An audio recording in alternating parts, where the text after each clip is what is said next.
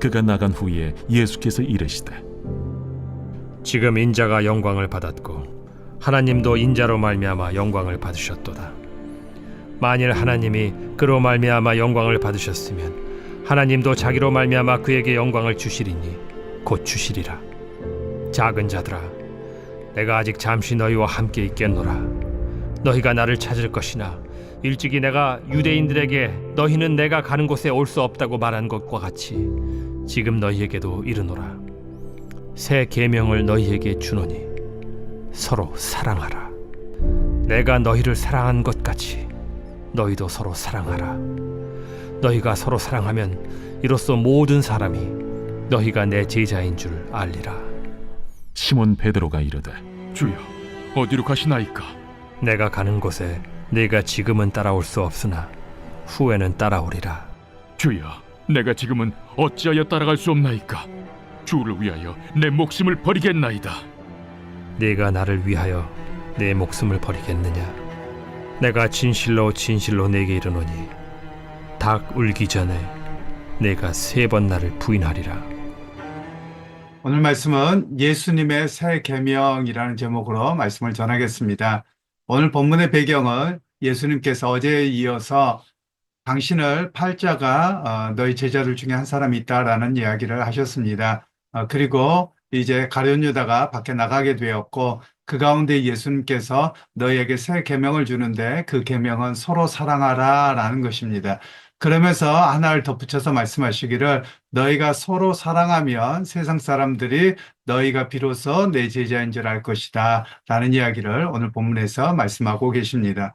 그러면서 오늘 우리에게 먼저 예수님께서 당신이 영광을 받았다라고 과거로 사용을 합니다. 가룟 유다가 예수님을 팔러 밖에 나가는 사건을 보고서 그렇게 말씀합니다. 그러면 우리가 영광이라고 하는 단어를 좀 잘 이해하실 필요가 있겠는데요. 영광이라고 하는 것은 구약 성경에서는 쉐키나라고 해서 히브리어로요. 쉐키나라고 하는데 이거는 하나님의 현현, 하나님의 나타나심이라는 뜻입니다. 마치 모세가 떨기나무가 불타고 오르고 있는데 그 가운데서 하나님의 음성을 듣고 하나님을 만나게 되죠. 그래서 하나님을 만남 또는 하나님의 음성을 들음 또 하나님의 뜻을 깨닫고 그 일을 행함 이런 것을 다 가리켜서 오늘 우리가 신학적으로는 영광이라고 이야기를 합니다. 그래서 하나님의 영광이 나타났다는 말은 하나님의 임재하심과 당신의 뜻이 이루어져 가는 것을 하나님의 영광이라고 이야기를 합니다. 그러니까 예수님께서도 영광을 이미 받으셨다라는 말은 예수님께서 이 땅에 오신 목적이 아버지의 뜻을 따라서 아버지의 화를 만족시키시고 또 믿음의 사람들을 구원하고자 하는 계획이죠. 그 계획이 이제 이루어져 감에 따라서 이미 영광을 받았다라고 말씀하고 계시는 겁니다. 오늘 우리에게 그런 의미에서 영광의 개념도 좀 바꿔야 되겠습니다. 세상적인 의미에서의 영광은 성공이죠. 그리고 어딘가에 높이 올라갔을 때 하나님께 영광을 돌립니다. 이런 표현을 하긴 합니다. 물론 그게 틀렸다라는 말씀은 아니고요. 그 고백이 정말 귀한 고백입니다.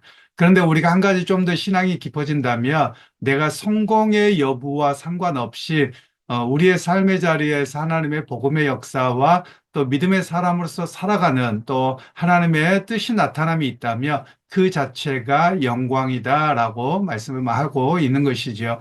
그러게 여러분 오늘 우리에게 좀 앞의 영광과 뒤 영광의 차이점이 이렇게 보면 됩니다. 우리는 너무 나 중심입니다. 그래서 나에게 맞추어져 있어서 내게 어떤 일이 일어나면 하나님께 영광을 돌리죠. 그 귀한 일이라고 말씀을 드렸어요. 그런데 하나님께서 오늘 예수님께서 말씀하시고 있는 영광은 자기중심적인 측면에서 말씀하시는 것이 아니라 아버지의 계획이 이루어짐이 영광이라고 말씀하고 계시는 겁니다. 그런 면에서 오늘 우리에게도 마찬가지입니다. 신앙생활하면서 우리가 여기서 계속해서 변화가 있어야 되는데 우린 너무나도 나 중심인 경우가 많은 것 같습니다. 내가 은혜 받아야 되고 또 내가 회복되어야 되고 귀한 말입니다. 그 자체도 정말 그렇게 꼭 해야만 합니다. 그런데 우리는 너무 나에게만 맞춰져 있다는 것을 우리가 조금은 지적하고 변화가 있어야 됩니다. 여러분 하나님께서 나를 위해 존재하시는 분은 아니거든요. 하나님께서 당신의 기쁘신 뜻을 따라서 우리를 구원하신 겁니다. 그래서 우리의 방향이 나 중심에서 하나님 중심으로 바뀌어져 가야 되는 모습으로 우리에게 이야기합니다. 그래서 아버지의 뜻을 이루어드림, 또 아버지께로 나아감, 또 하나님의 역사가 나타나고 예수님의 복음의 역사가 나타남 그 자체가 바로 하나님의 영광의 나타남이다라고 말씀하고 계시는 겁니다. 그런 면에서 오늘 우리에게도 누군가가 나를 통해서 구원의 역사가 있었고 또 믿음의 내가 여정을 흔들리지 않고 걸어가고 있다며 그 가운데서 어떤 그 희노애락이 있다 할지라도 아버지의 영광 가운데 나아갑니다. 이런 고백이 바로 우리의 고백이 되어져야 되겠죠. 그러고 나서 예수님께서 이제 말씀하시기를 34절에 새 계명을 너희에게 주노니 서로 사랑하라. 내가 너희를 사랑한 것 같이 너희도 서로 사랑하라. 여기 말씀에는 보면 사랑하라는 동사가 3번 나옵니다. 예수님께서 너희가 서로 사랑하라 라고 할 때는 사랑하라 라고 하는 명령어거든요. 그리고 지금 그에 반해서 내가 너희를 사랑한 것 같이라는 말은 과거형입니다. 그러니까 예수님께서 이미 과거에 여태까지 너희를 사랑했는데 그 사랑했던 것처럼 너희도 이제 앞으로 사랑을 실천해라 이렇게 말씀하고 계십니다. 그러면 여러분 이 본문에 한해서만을 먼저 본다면 예수님 행하셨던 사랑은 2가지지요. 물론 이제 더 넓게 볼 수도 있겠습니다만 이 본문으로만 축소해서 본다면은요. 이 이야기만 보자면 예수님께서 먼저는 제자들의 발을 씻기셨습니다. 섬김이셨죠. 바로 그것이 사랑이었다고 말씀하고 계시는 것이고요. 그리고 제자들이 물어볼 때 제 가룟 유다야 딱 이렇게 말씀하지 않으세요. 그가 회개하고 돌아올 기회를 주셨거든요. 바로 그것이 사랑이라고 이야기를 하는 겁니다. 즉 예수님께서는 죄를 아무렇지도 않다고 괜찮다고 넘어가신 건 아니에요. 그 사람은 알고 있습니다. 본인은 알고 있어요. 그래서 깨닫고 돌아오도록 배려하고 기다려주시는 그 모습을 가리켜서 사랑이라고 이야기를 합니다. 여러분 오늘 우리가 믿음 생활하면서 교회 안에서나 가정 안에서나 또는 우리 주변의 사람들이 보면 사랑을 너무 감정으로만 이해를 합니다. 그런데 주님께서 바라보는 그 아가페 사랑이라고 하는 개념 우리가 하나님의 사랑으로 잘 해석을 하고 계시잖아요. 그것은 조건 없는 사랑이기도 하지만 조건 없는 사랑을 하기가 쉽지는 않아요. 그래서 오히려 저는 이렇게 표현하면 좋겠습니다. 배려하는 사랑, 또 조금 기다려주는 사랑, 바로 그런 의미가 되어집니다. 누군가를 비난하고 이렇게 안절부절 못해하고 이런 모습이 아니라 조금은 기다려주면서 스스로 변화가 되도록 나오게 하는 모습을 또 사랑이라고 말할 수도 있는 것이지요. 그런 면에서 오늘 예수님께서는 내가 너희에게 새 계명을 준다고 말씀합니다. 그러면 이미 이 말씀은 계명이 있다는 말씀이에요. 그래서 옛 계명과 새 계명으로 이야기하는데요. 옛 계명은 십 계명을 이야기합니다. 기본적으로. 그래서 옛 계명이 이미 주어졌는데 그 계명을 한마디로 이야기하며 내가 너희를 사랑한 것 같이 서로 사랑하라라는 개념입니다. 그러니까 사랑이라고 하는 것으로 우리가 서로 섬기고 그렇게 하면 또 35절 말씀에 그렇게 말씀하죠. 너희가 서로 사랑하면 이로써 모든 사람이 너희가 내 제자인 줄 알리라.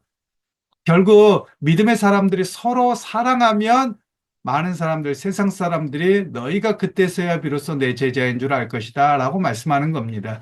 여러분 사실 이런 측면에서 우리 교회 안에 또는 뭐 한국교회 전체가 될 수도 있고요. 또는 개인이나 또는 몇 사람의 관계일 수도 있겠습니다만 우리가 사랑에 대한 이해를 조금은 다시 한번 생각해 볼 필요가 있습니다. 우리는 너무나도 나 중심이고 또 내 교회 중심적이어서 사랑의 이 확장성이 좀 부족한 것 같습니다. 그러나 여러분 우리가 사랑이라고 하는 것은 우리가 일차적으로 섬김입니다. 그리고 배려입니다.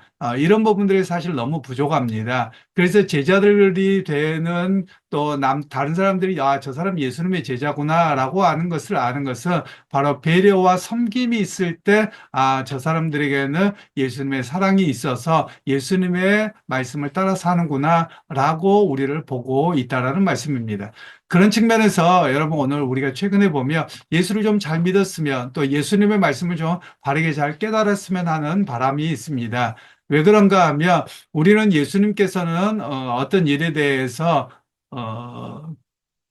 이렇게 그 행동으로 하기도 하셨지만 어떤 기득권을 지키기 위한 어떤 뭐라고 할까요? 이렇게 무력 사용이라고 할까요? 아니면 좀 이렇게 사람들을 조직해서 무슨 일을 하셨다거나 이런 일을 하시진 않으셨습니다. 왜냐하면 예수님의 관심은 세상 나라의 어떤 권력이나 뭐나 변하는 것에 대한 관심으로 말씀하지 않으세요. 오히려 오히려 예수님께서 오늘 본문을 통해서 우리에게 말씀하고 계시고 있고 또 사도를 통해서 말씀하고 있는 것이 있습니다. 예수님은 이제 제자들에게 일차적으로 말씀하신 것이고요. 그리고 이 사도가 예수님의 말씀을 가지고 자기가 사역했던 요한 공동체에게 말씀을 전하는 겁니다. 그러면 우리가 이렇게 생각할 수가 있습니다. 지금 사도 요한이 사역하고 있던 시대는 핍박의 시대입니다. 여러분, 핍박의 시대면 어떤 갈등이 있었을까요? 이런 추측을 해볼 수 있습니다. 핍박 속에서 지하 동굴에서 살아가고 또 이렇게 제대로 된 농사와 여러 가지를 못하면 먹는 문제가 발생합니다. 서로 누가 먼저 먹을 것이냐, 그리고 약삭 빠른 사람들이 있게 되고요. 힘센 사람들의 논리가 작용하기 마련이거든요. 그런 가운데서 그걸 하지 않는 것이 사랑이라는 겁니다. 약자를 배려하는 것이라는 거죠. 그리고 또 하나는 그 안에 어떤 사람들이 있었냐면 오늘 시몬 베드로가 오늘 그의 사랑하시는 제자라고 했는데 그의 사랑하시는 제자는 사도 요한 본인을 말합니다. 그래서 시몬 베드로가 이렇게 머리짓을 하면서 예수님한테 물어보라 그래요. 누가 판다고 하는지 배신자를 색출하겠다는 것이지요. 바로 그런 이야기를 하면서 예수님께서는 그걸 이야기해 주시지 않거든요. 그러면 여러분 이 이야기는 어떤 이야기냐면 오늘 사도 요한이 사역했던 공동체 안에 핍박이 있습니다. 그럼 그 핍박 안에서 그 외부에서만 있었던 게 아니라 안에서 누군가가 이렇게 정보를 주고 뭐 이런 사람들이 있지 않았겠습니까? 뭐 실제로 줬을 수도 있고 아니면 어떻게 로마 군인들이나 유대인들이 알고 들어왔을 수도 있고 이런 상황들이 있을 겁니다. 그런 가운데서 교회가 어떻게 되어지냐면 야, 우리 가운데 배신자가 누구야? 우리하고 다른 사람은 누구야? 이렇게 하고 있었던 정황으로 보여집니다. 바로 그런 가운데서 너희가 서로 사랑하라 라고 말씀하고 있는 것은 서로가 반복하거나 서로가 뭐 배신자 색출한다고 하거나 서로 어떤 그런 관계를 짓지 않는 것이 사랑하는 것이라고 말씀하고 계시는 겁니다. 그러면서 오늘 예수님이 이렇게 이야기를 했더니 그 제자들 중에 하나 시몬 베드로가 절대 예수님을 파는 일이 없겠고 내 목숨으로 바쳐서라도 구하겠습니다 라고 했더니 예수님께서 닭이 3번 울기 전에 나를 부인할 것이다 이렇게까지 말씀을 하고 있는 내용입니다. 오늘 이 본문을 통해서 우리가 잘 기억할 필요가 있겠습니다. 예수님의 제자가 우리는 나와는 상관이 없는 것 같은 느낌을 갖는 것 같아요.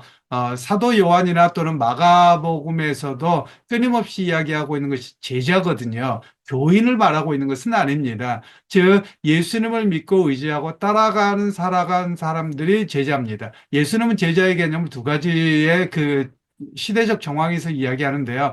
하나는 모세의 제자가 있습니다. 모세의 제자는 율법의 제자하고 바리새인의 제자입니다. 랍비의 제자고요. 이런 개념이 있었고요. 이거에 대한 정반대의 개념으로 예수님께서는 내 제자가 될 것이다. 이렇게 말씀하고 계시는 겁니다. 그래서 오늘 우리에게 다른 사람들의 관점에서 보는 율법의 제자냐, 나는 율법을 지키는 사람으로서 요만큼은 했다. 종교를 가지고 있는 사람으로 내 해야 될 의무는 다 했다. 여기에서 멈춰 있는 율법의 제자냐, 아니면 예수님께서 다른 사람을 배려하고 그에게 회개할 기회를 주셨던 것처럼 그렇게 하는 사랑을 베푸는 사람이냐, 이 사랑 가운데 있는 예수님을 따르는 제자이냐, 이렇게 우리에게 대조를 하고 있다는 말씀입니다. 그래서 여러분 오늘 우리가 믿음 생활하면서 우리가 유대인들과 같은 율법의 제자 또는 종교의 의무를 다하는 종교의 제자로 남지 않아야 되겠습니다. 오늘 우리가 정말 서 있어야 될 자리는 예수님의 제자입니다. 예수님의 제자라는 말은 예수님의 가르침을 따라 살아가고 의지하는 사람을 예수님의 제자라고 이야기합니다. 이 사람들을 가리켜서 나중에는 성도라고 이야기하고 믿음의 사람이라고 이야기를 하는 겁니다. 여러분 오늘 우리가 종교 생활을 하는 것에 만족함으로 내 할 바 다 했다. 여러분, 그건 옳은 그런 신앙적 관점이 아닙니다. 예수님이 우리에게 가르쳐 주신 관점이 아닙니다. 오히려 그것은 세상이 우리를 속이는 관점이라고 볼 것입니다. 오히려 우리가 해야 될 일들은 세상적인 관점이나 종교적 관점이나 또는 건물 중심과 조직 중심의 어떤 그런 관점에서 이해가 아니라 예수님께서 말씀하시는 것처럼 너희가 서로 사랑하면 모든 사람들이 내 제자인 줄 알 것이다 라는 말씀을 기억해야 될 것입니다. 그래서 우리 교회 공동체 안에 또 우리 지역교회, 우리 주안의 교회만이 아니라 우리가 예수 믿는 사람들도 다 넓게는 무형교회 안에 속해 있습니다. 그들을 향해서 우리가 어떻게 해야 됩니까? 서로 신뢰하고 서로 배려하고 서로 사랑함이 있어야 된다라는 것을 우리에게 말씀하고 있는 것입니다. 그런 의미에서 여러분 기독교를 가리켜 사랑의 종교라고 이야기를 합니다. 우리는 배타적이거나 물론 구원에 있어서는 배타적입니다만 다른 사람에 대해서 배타적이거나 혐오하거나 어떤 정치적인 배경이나 뭐가 다르다고 해서 갈등을 일으키는 구조를 갖는 것은 올바른 모습이 아닙니다. 예수님이 가르친 모습이 아닙니다. 오늘 우리가 예수를 따르는 제자요, 믿음을 가지고 있다면 서로가 배려하고 서로를 이해하는 그런 사랑의 모습으로 서야 된다는 것이죠. 여러분 오늘 하루를 살아갈 때도 여러분 사랑은 감정이 아니라 의지라는 것을 꼭 기억하셨으면 좋겠습니다. 사랑이라고 하는 것은 감정이 아니라 내가 의지적으로 배려하고 의지적으로 섬기는 것이 바로 사랑입니다. 그러게 여러분 오늘 예수님의 제자로서 여러분의 삶의 자리에서 서로 사랑하고 섬기고 배려함으로 그 제자의 가치로 살아내는 또 다른 사람들에게 저 사람은 예수님의 제자구나 라는 인정을 받게 되는 오늘 하루의 삶이 되시기를 주님의 이름으로 축원합니다. 하나님 아버지 은혜를 감사합니다. 오늘도 주께서 우리에게 은혜를 베풀어 주셔서 오늘도 예수님을 믿고 따르는 자리에 서게 하신 것을 감사합니다. 하나님 오늘 우리가 종교 생활에 여태까지 해왔던 전례 전통에 머물러 있는 자가 아니라 마치 이스라엘 백성들이 율법의 제자가 되어버린 것처럼 그런 길을 따라가는 것이 아니라 예수님의 말씀을 믿고 의지하고 그 가치대로 살아내는 참된 예수님의 제자여 또 사랑을 실천하는 자가 되는 우리의 모습들이 되게 하옵소서. 예수님의 이름으로 기도하옵나이다. 아멘.